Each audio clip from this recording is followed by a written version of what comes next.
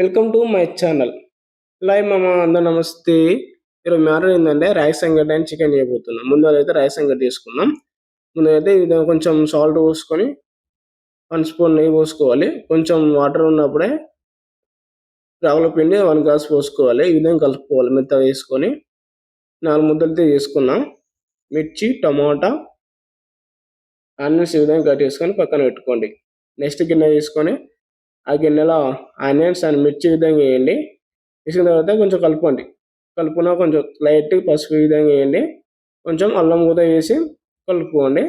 Next chicken విధంగా వేసినాక 2 minutes అయితే క్యాప్ తీయండి.